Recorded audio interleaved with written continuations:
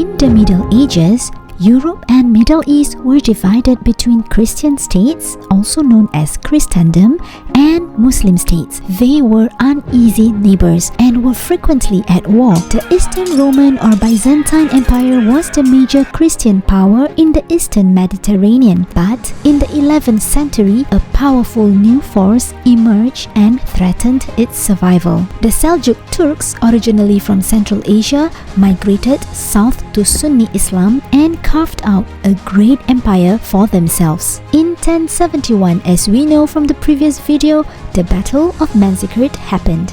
The Seljuk Turks crushed and defeated the Byzantine Empire. They conquered most of Anatolia. Cities such as Nicaea and Antioch, which was rich in Christian history, fell to the Seljuk Turks. Salam guys, welcome back to Dandelia story. If it's your first time here, for your information, this is the 4th episode of the Ottoman Empire story so far. So it's highly recommended for you to watch the previous videos to fix the puzzle of the story timeline. Go ahead and subscribe to Dandelia story and click on the bell button to get notifications on future sequels of the stories for free. Let's move on, taking off from where we stopped. In 1092, the great Seljuk Sultan Malik Shah died and his empire began to shatter. The Byzantine Empire came under renewed attack amongst the local warlords who were fighting for their lost territory. Because remember, during Sultan Malik Shah's ruling, he conquered many lands from Byzantine, right? So when he died, these warlords returned fighting for their lands back. In 1095, Byzantine Emperor Alexius Komnenos wrote to Pope Urban II, making a desperate appeal for military aid from his fellow Christians in the West. The Western and Eastern churches, they were not seeing each other eye to eye at that time, so Pope Urban saw the appeal as a golden opportunity to heal the conflict between Western and Eastern churches. So today, we will unfold a brief history in the simplest way possible about the background of the Crusade. The first Crusade was preached by Pope Urban at Clermont in France. In the sermon, he made references about the Muslims' advance in Europe and Jerusalem. The Christians in Europe believed that the Islamic message of Prophet Muhammad ﷺ was against the Christians' belief. They were worried that this idea could overrun the Christian idea. Pope Urban sees that it is not a sin to kill a non-Christian. It's okay to kill a non-believer in their faith.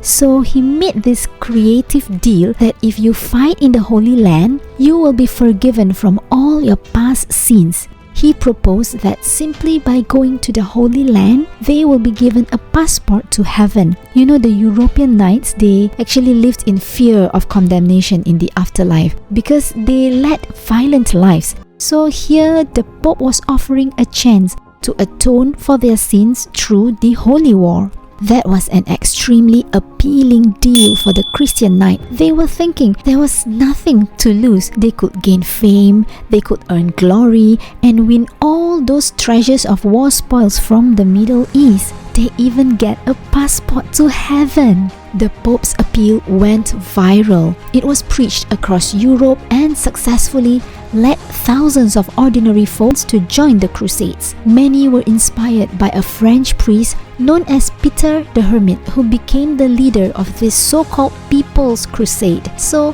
thousands of lords, knights, and ordinary folks were inspired to travel to the Holy Land and vowed to fight for Christ in the Crusades. They wore a cross to identify themselves as Crusaders. The Pope used his power to control the people's minds by offering the spiritual incentive. But if you think about the brutality of the Crusades and what was done to the innocent people, it was bloody and such a barbaric act.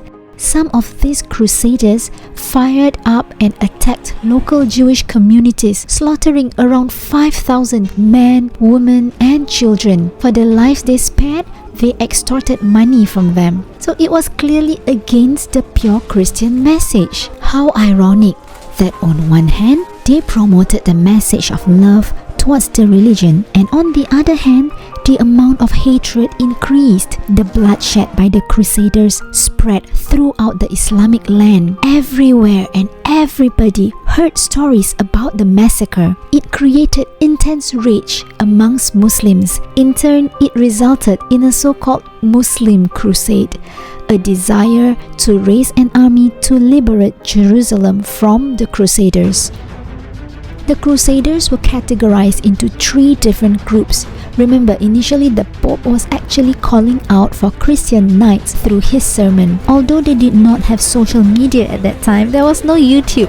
But the news of his sermon spread like fire. It went so viral that it successfully motivated many commoners as well. So there were other Crusader groups which were also established, one of which was the People Crusade. In the summer of 1096, about 20 to 40,000 of the People's Crusaders made their way to the east.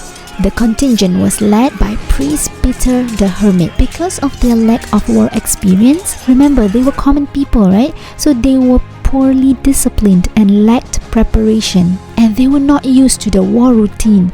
When they ran out of food in Hungary, they attacked and looted Christian settlements. Irony that they pray to the same God, but they cause harm to their fellow Christians for the sake of the Crusades. They continued to rob the land of their supposedly ally, the Byzantine Empire. In the enemy territory, their main force was ambushed and slaughtered by the Turks. Most of the People's Crusade did not survive.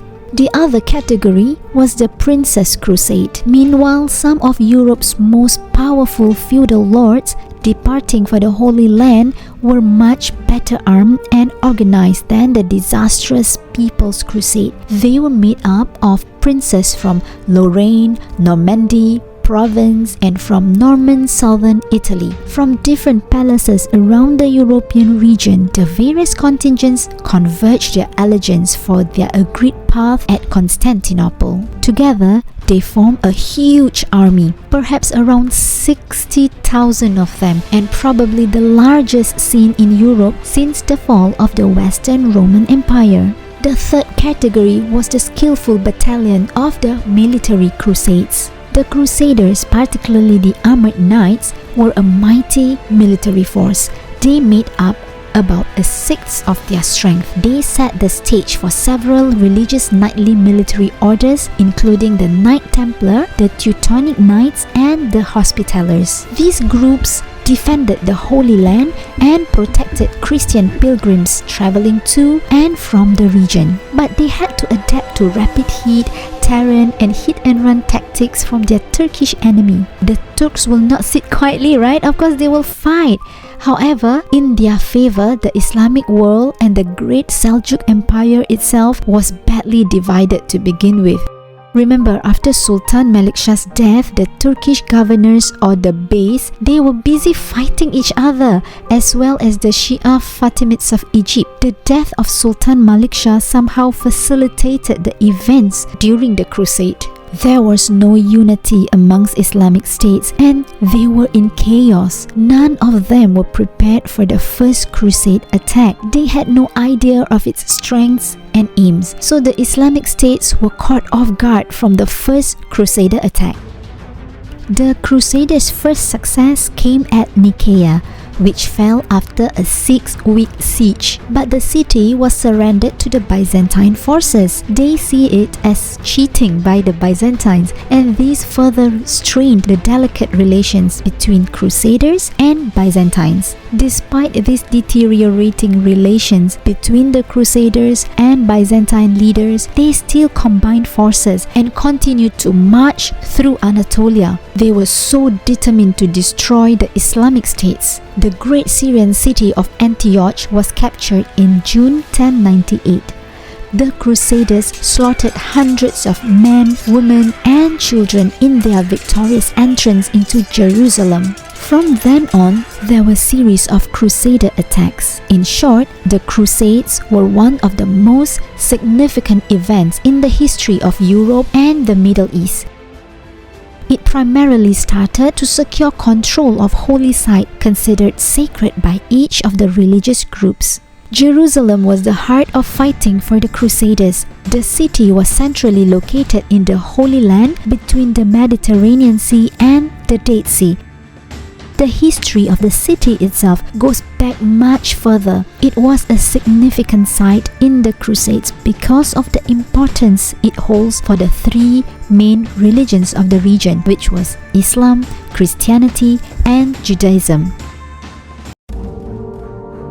For Muslims, the city was the land guaranteed by Prophet Ibrahim salam and the place where the Prophet Muhammad ﷺ ascended into heaven to meet Allah subhanahu wa ta'ala during Isra Mi'raj. From the Christians' perspective, Jerusalem was the site of Jesus Christ's crucifixion and resurrection. As such, the city was vitally important to their understanding of the teachings and history of Jesus. For Jewish, Jerusalem was important because it was believed to be the land guaranteed to them by Abraham. All three religions had and still have important religious sites in the city, including mosques, temples, and churches. As a result, all three religions wanted access to the city, which led to clashes and disagreements over time. So, after the First Crusade, there continued to be series of Crusader attacks, and here is the timeline of these happenings.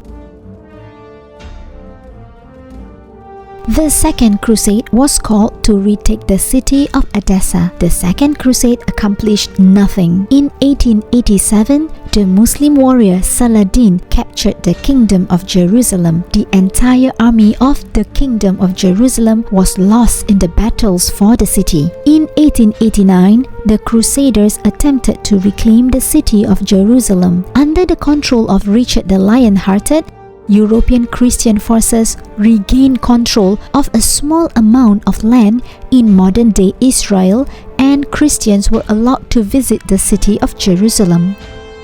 In 1203, the Crusaders of the Fourth Crusades were called again to reclaim Jerusalem. They became involved in politics, eventually sacking Constantinople and establishing the Latin Kingdom of Constantinople. In 1218, the Fifth Crusade was directed against Egypt rather than Jerusalem. It was a costly failure. Access to Jerusalem was lost for good in 1244. The city remained under Islamic control until 1917. At that time, the core of the Islamic world was divided between a Shiite dynasty in Egypt and a Sunni dynasty in Syria and Iraq. But there was eventually a movement towards unification. That was when Muslims started to rise. Saladin was Islam's most famous counter-crusading hero. He was a very astute politician. Saladin was aware that he had to get his own house in order before he could deal with the Crusaders. He took over Egypt, then set about reconquering Syria and parts of Iraq. Ultimately, he recaptured Jerusalem from the Crusaders and pushed them back to a thin strip along Mediterranean. No doubt that all wars cause bloodshed. Same goes for the Crusades. But that was not the only dominant angle that we should look at. From the perspective of Muslims at those times, the series of Crusades battles allowed Muslims to display coexistence, political compromise, trade, scientific exchange, and universal love. There were poetries and chronicles written with evidence of mixed marriages during those times. Many non-believers were softened by the mercy of Islam and embraced the religion of Prophet ﷺ. There was no force or pressure on the non-believers who wished to stick to their own beliefs. That was why many Orthodox Christians welcomed the Muslim Turks to rule their state, as the people could enjoy internal peace and religious tolerance against tyrant rulers. By the end of the 13th century, the time had passed when a crusade army was made up of knights who served under a lord. Crusading had become more expensive. Economic pressures caused many nobles to seek for royal service instead. Royal armies became more professional, and many knights as well as foot soldiers served for the pay. Crusading came to an end in the 16th century, not because the Muslim threat had diminished, but mainly because of changes in Europe brought by the Protestant Reformation. hope you have enjoyed the video. It's a very concise story about the Crusades in order for us to have a picture on the kinds of threats and obstacles that Islamic nation of yesterday has to overcome before the Islam reached us today. Unfortunately, the enemy to Islamic empires were not only the Crusaders. On the other hand, there was another force that posed great threats to the nomadic tribes, and their series of attacks almost came hand in hand along with the Crusaders. In the upcoming video, we share the story about another group of invaders. They are called the Mongols. If you enjoy this kind of content, subscribe to Dandelia's story for more of such sharing and click on that bell button so you don't miss a post from us. Thank you so much and see you soon in the next video. Assalamualaikum.